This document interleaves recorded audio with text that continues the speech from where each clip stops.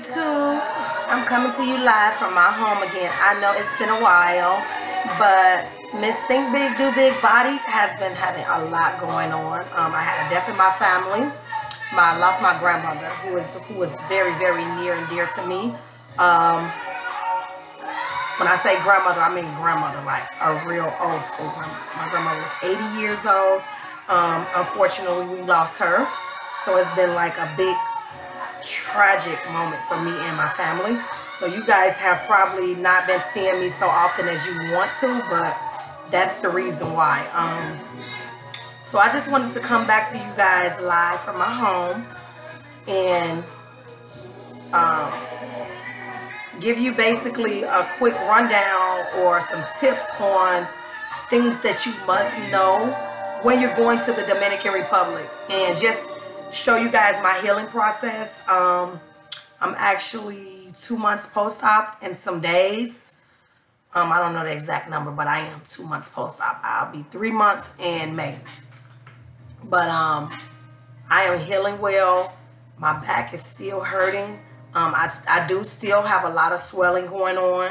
So if I'm not in my faja, I'm swelling. So it's important, ladies. It's very, very important that you're in your faja as much as possible. So I just want to do a quick rundown of my experience. When I first got off the plane and got to the DR, well, before I got in the DR, they have you fill out this paperwork, which is like your, I ain't gonna say immigration papers, but it's the paperwork that you have to fill out. You gotta have the address to where you're going, the phone number, the time frame of how long you're gonna stay there. They want all this information on this little paper. So it's good that you have those things wrote down like in a little notepad that you can carry on yourself, because when I actually got to the DR, I didn't have any service on my phone, like any. I had to go into this section of the airport where they hook you up to their Wi-Fi, and I had to get all the information from out of my email. So that's very, very important that you have that, so you will already know what you're expecting when you get there. When they give you those papers, you'll have all the information that you need. They're going to ask you, is it business or is it pleasure? You know, you just let them know that it's personal or it's pleasure, or however you want to describe you going to the DR. Secondly, when you get off the plane, you're going to need this $10 card. What is it called? Jesus, I forgot. I can't even remember. It's a little card that they're going to show you that you have to purchase. You go to a machine, they only take $10 bills. So it's best that you have a solid 10 to put in the machine. They're going to give you the card. Then you're going to go up and register for you to go in, like, into the DR. You're going to get them that paperwork that you filled out on the plane, your passport, your ID if you had it, and you're going to get them that little card. Once you give them that card, you're done. So after you come from that checkpoint, you're going to go outside the airport where they tell you to meet your driver and all of that. And when I was there, I didn't have any problems. It was like people were standing on each side. I was walking down the middle of a ramp, and I seen Jose with my name. And a lot of people were like, were you scared? How was you feeling? I wasn't scared. You know, I was just ready. When I got there, I was ready. I was like ready to get it over with and ready to go through my process or whatever I had to go through. So when I got to the DR, Jose was holding my name, and I went to him and I was like, I did ask to see his credentials. I said, can I see your ID? So he showed me the ID. He took my luggage. He was so nice, so helpful. I had an awesome experience, guys. So if you scared or you feeling some type of way, don't listen to all of that negativity that people saying about the DR and all this and that. My experience was off the chain. It was awesome. Like, everything that I wanted, everything that I needed, I got it.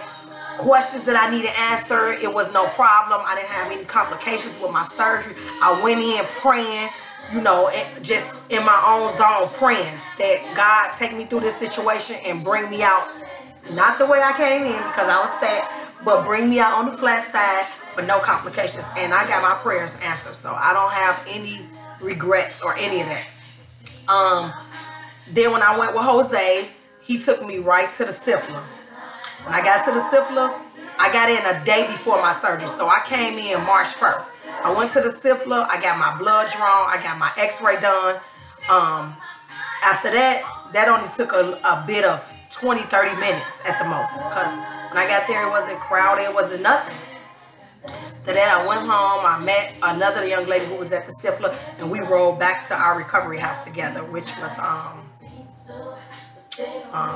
what is her name? I can't remember no names. Please forgive me. Catherine. That's her name, Catherine. And she was fluent with Spanish and everything. She helped me through my journey. Like everything that I didn't know and they were talking to me, she had jumped right in and translated. So that was awesome. She was so sweet, so kind. She helped me all the way. After that, I went to the Stifler. The next day, they came to us up like at 5 o'clock in the morning. That's probably what you've seen in my video, my previous video before I'm making this one, was us actually coming from the Stifler. I mean, yeah, coming from our recovery house to the Stifler. When I went to the Stifler, it was so many people.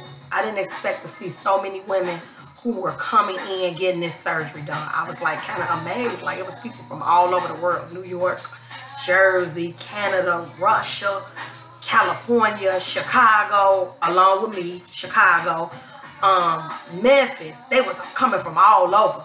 I was like kind of like excited to see all these different people. It was like amazing to see all these women that was just trying to, you know, get their bodies how they want them. And I was on the same road as them. So when I went to the Stifler the next day, that was like a waiting process. Like if you go to like a regular clinic, that was a waiting process.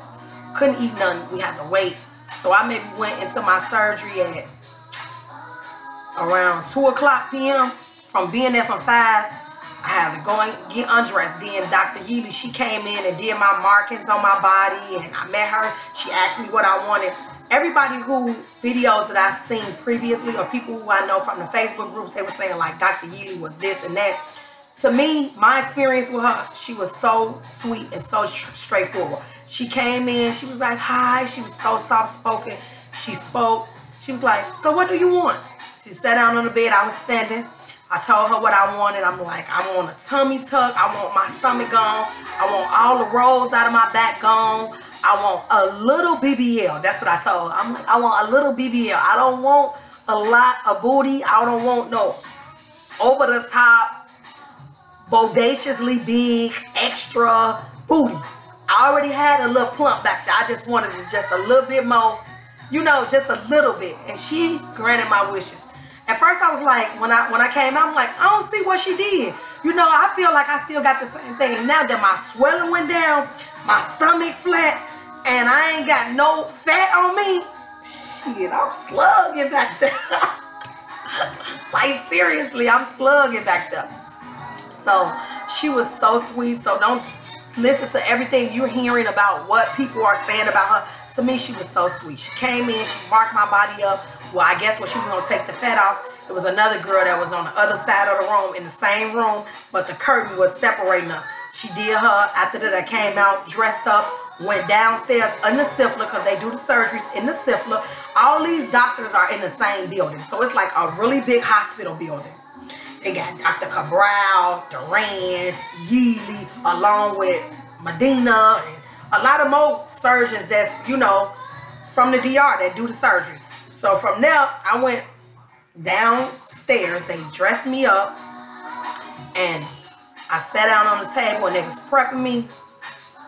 And her people who come in the room before they prep you, they came in, and he started doing his anesthesia on me. After that, I woke up, and I felt like literally a train ran me over. It's like, oh my God, what did I get myself into? Then I had to pay for somebody to stay overnight with me. And that was the only deal breaker that I had, because I don't speak Spanish. So the lady who stayed with me, she was speaking Spanish. When I came out of surgery, I was in so much pain, and I was trying to figure out why I couldn't get no meds. So I had to call back home to Chicago, get my brother's ex-girlfriend, who is a Puerto Rican, to translate to her, which was my caregiver, to let her know that I wanted some meds, because I was like, I had my IV in, and I was laying in the bed. It was like I was just stiff, but I felt everything that came after that surgery. I felt it. And I was like, I want some meds. So she explained to her, to tell her that I wanted meds. And the lady explained to my brother's girlfriend, well, ex-girlfriend, that I have to wait 2 hours after the surgery to get some meds because they want to make sure that my body is reacting well, that I didn't catch no allergic reaction to nothing. So I have to wait. So the 2 hours went past. They came in and they gave me some, what you call it? I can't even, I don't know what's wrong with me. I can't think. They gave me, I can't think. I can't think what that medicine was. But it's like the strong medicine that they give you right after the surgery. I can't think of what it is. They gave me that. Then some time went past. Then came back and gave me some more medicines, like a muscle relaxer that helped me, you know, deal with the pain better, and that helped. After that, the morning came. I slept. The morning came. They came in and bought me my faja that come with the surgery that I got, which is not this one. It's the first one that I got. They gave me that one, and after maybe a couple of hours, they fed me. I had like some soup, because they can't give you no whole solid foods because they don't want, I guess, you pushing to bust your stitches open. So they gave me that, and they came and picked me up and took me back to the recovery house. I felt bad all the way up until day 4. Then when day 4 came, they closed. They took me back to the syphilis for my appointment. They wanted to check my wound, make sure I was healing right, change my wound tape, clean me up, check my drain, make sure I was draining well. All of that was perfect. And then when I came back, that's when I had to get my faja, because they left my faja open for 4 days. They didn't button it right off, I guess, because of the tummy tuck. That's just a procedure of what they do. And when I came back, that fourth day from the syphilis, from my appointment, they closed my faja. I felt like I was like a pig in a blanket. I was like, oh my God, I can't take this. But they was like real big on it. They didn't let me, you know, be disobedient to the point where I could just say, I don't want it on no more. No, they gonna make sure you in it. If you out of it, they gonna put you back in it. They don't play. Like, they strict on you. But feeding me, bathing me, coming to my need, everything that I needed, they were there for me. I love my experience. Like, I don't have any complaints. After that, I went through my massage and everything like that. It was awesome. Like, I had an awesome experience. I am going to post some videos from my phone. So, some of them are a little explicit if you want to see. If you don't want to see, you know, if you do want to see, feel free to look. But I am going to post some videos because I want y'all to see my experience. And then I'm going to post some videos of my massages. If you have any questions, please feel free to reach out to me through social media, on YouTube, DM me on Instagram, follow me on Snapchat. It's MzthinkbigdobigBODIED. But I am gonna show y'all how I look with my faja on, and then I'm gonna show y'all how I look outside of my faja. Okay, honey? Because I gotta tell y'all, that was the best $5,000 some change that I've ever spent. I feel wonderful. I look wonderful. I'm able to wear what I want to wear. You know, I'm getting ready to go out of town in a minute, and I'm shopping for that. Like, I was wearing larges and mediums. Now I'm in a small, honey. I am wearing smalls now. Can you believe that? I am wearing smalls. My weight before was 180, 85, I want to say. 185 or 180, between 180 and 185. Now I'm 169. So, baby, I am feeling myself all the way, and I owe my thanks to Dr. Yily and God, because he brought me back in one piece. You know, everybody don't have a great or fortunate story to tell. My story is awesome, and my body is banging, honey. So this is me with my faja on. This is my stage 2 faja too. It's a Maria E. They do give you the info to buy one once you come back from the DR, and they tell you to buy it after a couple of weeks. But I actually went on Amazon and got mine. It's a Maria E. It's a size medium, and now it's like, it's big on me. So I need to get me, I've actually had it taken in already too. So it's time for me to either get another one or go back and get it taken in. But I'm thinking that I want to just go ahead and get it small, because I want it to be like, I want my shape to come as much as possible. I'm ready to get in the gym too. So this is me, guys, with my faja on. I actually have on my ab board. And I got my lipo foams in there. And this is how I look with my faja on. I don't have my back board on, but it's a backboard that I can wear to it. But I wear it sometimes, but not all the time. I don't feel like it's a big necessity. But this is me how I look with my faja on. Only T-Mobile gives you unlimited. I'm feeling myself, honey. So you save hundreds a year. I don't really feel myself. So give me some thumbs up. Let me know what you think. Give me your opinion. And I'm gonna come back with another video with showing you how I look without my faja on. And y'all just tell me what y'all think. I appreciate all the love and all the support that I've been getting. You know, it's a great experience. I'm really enjoying myself. So just give me some thumbs up and give me some feedback. Let me know what you think.